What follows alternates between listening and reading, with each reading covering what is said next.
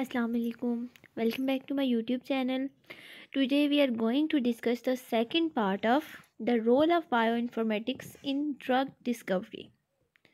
Drug basically क्या होता है कि कोई भी ऐसा केमिकल जो किसी ऑर्गेनिज्म के फिजियोलॉजिकल या बायोकेमिकल प्रोसेस को चेंज करता है।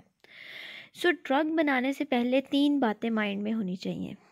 फर्स्ट वन क्या है कि ये प्रोसेस बहुत ज़्यादा लेंथी होता है, आपको पेशेंस से काम लेना होगा। ठीक है, first step is lengthy and risky. ये प्रोसेस रिस्की भी हो सकता है। रिस्की कैसे कि हो सकता है आप जिस ड्रग पे काम कर रहे हैं 1 साल से 2 साल से, एट दी एंड वो आपको आपके डिज़ायर रिजल्ट्स दे ही ना। उसके अलावा ड्रग बनाने से पहले आपके माइंड में ये भी होना चाहिए कि ये प्रोसेस बहुत ज़्यादा एक्सपेंसिव हो सकता है।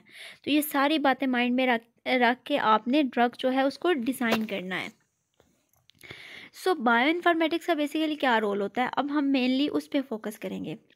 देखें, ड्रग बनाने का ख्याल कब आता है? जब कोई डिज़ीज़ आती है, ठीक है, और वो डिज़ीज़ जो है वो इफ़ेक्ट कर रही होती है क्वालिटी ऑफ लाइफ को। जो पास्ट में यूज़ की जाती थी ना ड्रग, वो कोई भी सिंपल केमिकल ले लिया जाता था या कम्बिनेशन होते थे डिफरेंट केमिकल्स के, और वो क्या करते थे, वो सिर्फ सिम्टम्स को कम करते थे। ठीक है, यानी जो डिज़ीज़ है उसके सिम्टम्स को कम करते थे, वो इतने ज़्यादा शो नहीं होते थे जितना उनको होना चाहिए विदाउट ड्रग। इसके अलावा वो पेन किलर के तौर पे यूज़ की जाती थी ड्रग्स इन पास्ट, और उनका कोई साइड इफ़ेक्ट भी नहीं होता था।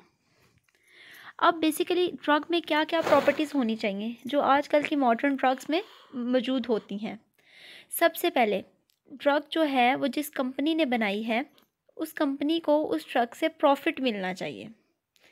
इसके अलावा अगर उस ड्रग में रेजिस्टेंस जो है वो कम होगी, यानी डिज़ीज़ के अगेंस्ट रेजिस्टेंस कम होगी, तो उसकी वैल्यू जो है वो भी कम होती जाएगी।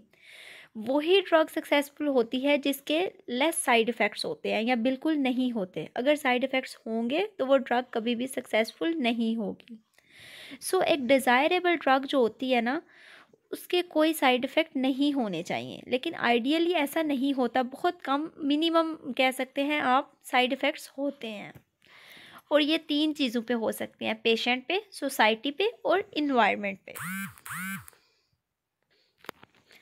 अब बेसिकली बायो इन्फॉर्मेटिक्स जो स्टडी करते हैं वो क्या करते हैं, वो ड्रग डिस्कवरी में एक इम्पॉर्टेंट उनका रोल होता है। वो हाई थ्रोपुट तकनीक्स यूज़ करते हैं, जैसे हमने तकनीक्स पढ़ी थी, सैग पढ़ा था, इसके अलावा माइक्रो एरेज पढ़ेंगे हम। तो ये जो तकनीक्स हैं ना, ये ड्रग डिस्कवरी के प्रोसेस में यूज़ होती हैं। इनसे हम क्या करते हैं, हम कंपेयर करते हैं, एक वो बंदा जिसको डिज़ीज़ है उसका कोई सेल ले लेते हैं, टिश्यू ले लेते हैं, और किसी दूसरे कंट्रोल के साथ हम उसका कंपैरिजन करते हैं, यानी ऐसा पर्सन जिसको कोई डिज़ीज़ नहीं है। फिर हम देखते हैं कि कौन सी जीन में कहाँ पे डिफरेंस है, उसकी बेस पे हम उस जीन के अकॉर्डिंग ड्रग बनाते हैं।